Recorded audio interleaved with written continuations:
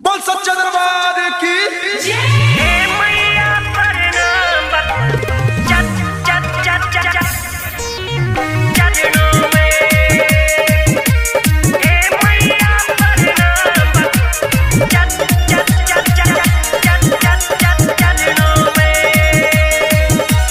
केहू कहे दुर्गा केहू महाकाली, शेर पे सवार मैया शेरा वाली। शेर पे सवार मैया शेरा वाली। केहू कहे दुर्गा केहू महाकाली, शेर पे सवार मैया शेरा वाली। करे बेटावा गुहारे सुन अर्जी हमार, करे बेटावा गुहारे सुन अर्जी हमार, आके करे अरदास पहाड़ों में।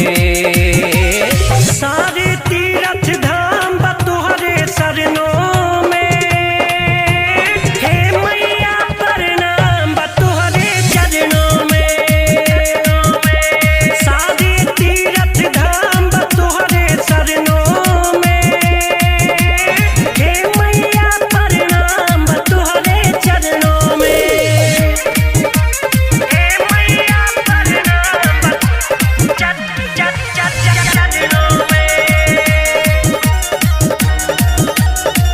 लेके अरतिया खड़ा बानी रउरा द्वार हो।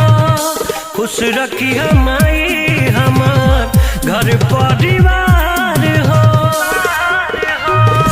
लेके अरतिया खड़ा बानी रउरा द्वार हो। खुश रखी हमारी हमार घर परिवार हो। माई आई के द्वार करी बिनती तोहार, माई आई के द्वार करी बिनती तोहार। पंडाल सजल जैसे झरनों में, सारे तीरथ धाम बा तोहरे सरनों में। हे मैया प्रणाम बा तोहरे चरणों में। सारे तीरथ धाम बा तोहरे सरनों में। हे मैया प्रणाम बा तोहरे चरणों में।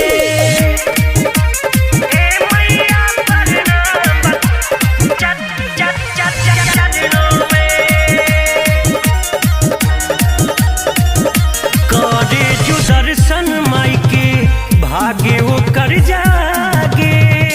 चांद भी फीका हमरा दुर्गा माई के आगे।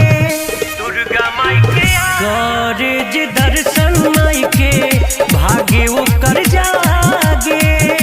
चांद भी फीका हमरा दुर्गा माई के आगे। देखा ठुमका लगाई अमर मड़ी गीत गाय, देखा ठुमका लगाई अमर मड़ी गीत गाय। शिव कुमार डूबल भाई अपने कर्मों